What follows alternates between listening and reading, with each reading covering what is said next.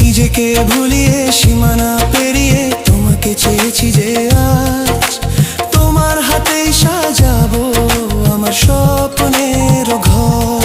আমি তোমার প্রেমে পড়ে দুনিয়া ভুলে গেছি।